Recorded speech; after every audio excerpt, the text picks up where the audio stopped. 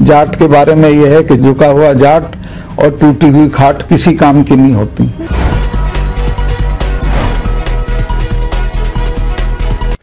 दोस्तों नमस्कार, मेरा नाम संजय मग्गू है और मौजूद हैं देश रोजाना के डिजिटल मीडिया प्लेटफॉर्म पर। जब से देश के उपराष्ट्रपति महामहिम जगदीप धनखड़ की मिमिक्री वाला मसला क्या उठा, मान लीजिए कि देश के अंदर किसान और जाट राजनीति पूरे उफान पर आ गई।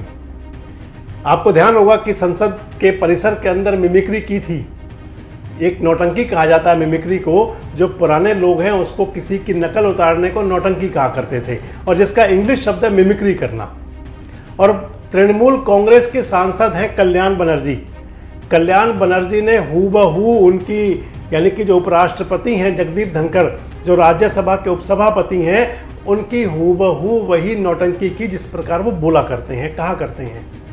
और बस नाराज हो गए उससे जगदीप धनखड़ जी, और नाराज होना वाजिब भी है, क्योंकि उस वीडियो को किसी भी प्रकार से ठीक नहीं कहा जा सकता।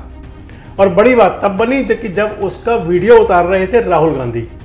हालांकि कल्याण बनर्जी भी अपनी बात कह चुके हैं, अपना वो सोशल मीडिया पर भी और इसके अलावा वो मीडिया के अंदर भी बयान दे चुके हैं, और अपनी जो उन्होंने कहा उसके लिए उन्हें कोई प्रायश्चित भी नहीं था। राहुल गांधी भी कह चुके हैं कि 150 सांसद बैठे हुए थे जिनको बाहर निकाल दिया गया, मैंने उनका वीडियो बनाया तो क्या बुरा किया। और इसके साथ साथ जो कांग्रेस के बड़े नेता वो तो यहाँ तक कहते हैं कि अगर राहुल गांधी ने कोई अपराध किया था तो फिर आईटी एक्ट के अंदर अगर किसी वीडियो को वायरल किया जाता है तो वो भी अपराध है।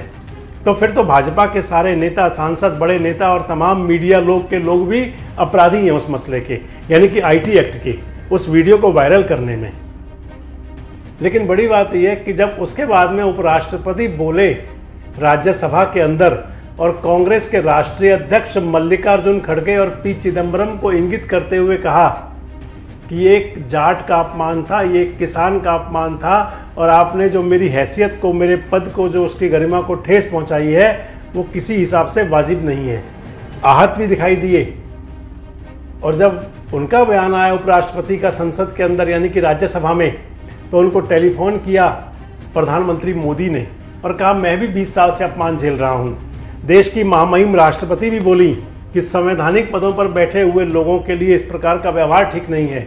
लेकिन तब से मुद्दा ये यूं बन गया कि जब उन्होंने यानी कि उपराष्ट्रपति जी ने जोड़ लिया इसको किसान और जाट के साथ, और बस तभी से ये मुद्दा बना हुआ है, जहां एक तरफ वो लोग हैं कि जो भारतीय जनता पार्टी के समर्थक माने जा सकते हैं, जो जाट समुदाय के लोग भी हैं, जो किसानों से जुड़े लोग भी हैं, वो उपराष्ट्रपति की पैरवी कर रहे हैं और सारे प्रकरण को गलत बता रहे हैं, आंदोलन किए जा रहे हैं, दिल्ली कूच की धमकी दी जा रही है। अब उत्तर प्रदेश के जो पश्चिमी उत्तर प्रदेश के भी कुछ जाट संगठनों ने धमकी दी है कि वे भी दिल्ली आएंगे और राहुल गांधी को और तृणमूल कांग्रेस के जो नेता हैं, सांसद, इनको देखेंगे। इसके साथ साथ दूसरी तरफ वो लोग भी हैं कि जो पूरी तरह से उसको कि भाई जो उपराष्ट्रपति जी के बारे में कहा गया उस पर कह रहे हैं कि आखिर ऐसा क्या बवाल हो गया जिसको कि उपराष्ट्रपति जी ने जाट समाज के साथ जोड़ दिया। और इस सबसे आगे बढ़कर जो सत्यपाल मलिक हैं, सत्यपाल मलिक यानी कि जो पूर्व राज्यपाल थे हाल ही में मोदी सरकार में जम्मू कश्मीर के, वो तो इससे एक कदम आगे बढ़े और उन्होंने कहा कि जाट की अस्मिता को तो पहले से ही ठेस पहुंचाते रहे हैं जगदीप धनखड़ जी, और उन्हें क्या पता कि जाट होता क्या है। और उन्होंने तो उससे आगे बढ़ के एक तंज और कसा। एक सोशल मीडिया प्लेटफॉर्म पर अपने एक इंटरव्यू में द एंकर्स के साथ बातचीत करते हुए सत्यपाल मलिक ने कहा कि टूटी हुई खाट और झुका हुआ जाट। आप खुद सुनिए क्या कह रहे हैं। जगदीप धनखड़ साहब का कौन सा काम जाटों वाला है? उनका टोटल आचरण जाटों जैसा नहीं है। जाट के बारे में यह है कि झुका हुआ जाट और टूटी हुई खाट किसी काम की नहीं होती। तो उनका जो लोगों से व्यवहार करते वक्त जो उनका जिसकी मिमिक्री की गई है उसमें जिस तरह वो झुक के मिलते हैं जाटों को, वो बिल्कुल पसंद नहीं है। बहुत लोगों ने इस पे बोला है। इसके साथ साथ और भी कई मसले हैं कि जिस सब को लेकर के राजनीति पूरे उफान पर है। वैसे आपको हम ये बताएं कि आखिर ये बात यहां तक पहुंची क्यों। जाट वाला जो मुद्दा उठा, किसान वाली जो बात उठी, जिसको महामहिम उपराष्ट्रपति जी ने संसद के अंदर यानी कि राज्यसभा में कहा कि मैं एक जाट भी हूँ, मैं एक किसान भी हूँ और मेरे समाज और मेरी जाति का अपमान हुआ है।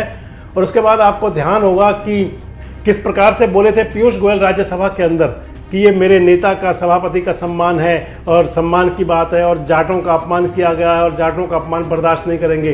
किस प्रकार बोले थे संबित पात्रा, कितने बड़े वकील बने थे जाट समाज के संबित पात्रा, जब उन्होंने कहा था कि जाट के फौलादी कंधे होते हैं। लेकिन बड़ी बात यह कि आखिर इस सबके पीछे है क्या, और इस जाट राजनीति से क्या बीजेपी एक बड़ा मुकाम लेना चाहती है? क्या एक बड़े जो तबका है जाट राजनीति का, उसको अपनी फेवर में लाना चाहती है और ये बताना चाहती है कि आप तो यूं ही नाराज हो, हमने तो आपके समाज के नेता को उपराष्ट्रपति तक भी बना रखा है। तो आपको बताएं कि देश के जो प्रमुख राज्य हैं उत्तर भारत के, उनमें आप उत्तर प्रदेश को ले लीजिए, क्योंकि पश्चिम उत्तर प्रदेश जाट बाहुल्य, उसके अंदर काफ़ी एरिया है। आप उसमें हरियाणा को ले लीजिए, पंजाब को ले लीजिए, राजस्थान को ले लीजिए, उसके अंदर दिल्ली का भी कुछ हिस्सा ले सकते हैं कि जहां पर जाट मतदाता राजनीति को प्रभावित करता है। जाट मतदाता राजनीति के अंदर अपनी पूरी भूमिका रखता है, अहम स्थान रखता है।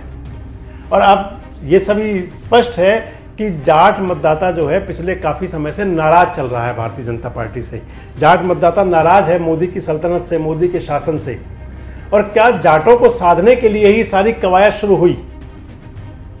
क्या जाटों को ठीक करने के लिए, जाट भाजपा की, मोदी की फेवर में रहें, उस सब के लिए क्या ये सब कुछ किया जा रहा है? और अगर उस सब के लिए किया जा रहा है तो आपको क्या लगता है कि ये क्या जिस प्रकार से कोशिश की जा रही है, क्योंकि एक बड़ा आयोजन कल और होने वाला है। पश्चिम उत्तर प्रदेश के मुरादाबाद के अंदर पूर्व प्रधानमंत्री चरण सिंह की 51 फीट की प्रतिमा का अनावरण करने वाले हैं यूपी के मुख्यमंत्री योगी आदित्यनाथ, और उससे भी संदेश दिया जाएगा जाटों को। लेकिन जाट समाज के लोग किससे आगे चलते हैं? जाट समाज के लोग कहते हैं कि आप प्रतिमा तो लगा रहे हो, लेकिन आखिर आज तक चौधरी चरण सिंह को भारत रत्न क्यों नहीं दिया गया? जाट समाज के लोग कहते हैं किसान की बात आज कर तो रहे आप उपराष्ट्रपति जी के बयान के बाद में, लेकिन जाटों और किसानों के साथ, चाहे वो हरियाणा हो और चाहे वो दिल्ली हो, चाहे किसान आंदोलन करने आए थे तो किसानों के साथ किया गया। और जाटों के बारे में तो यूँ कहते हैं कि कई युवकों को जाट आंदोलन के दौरान गोली से मार दिया गया। आखिर तब जाटों का सम्मान कहाँ था?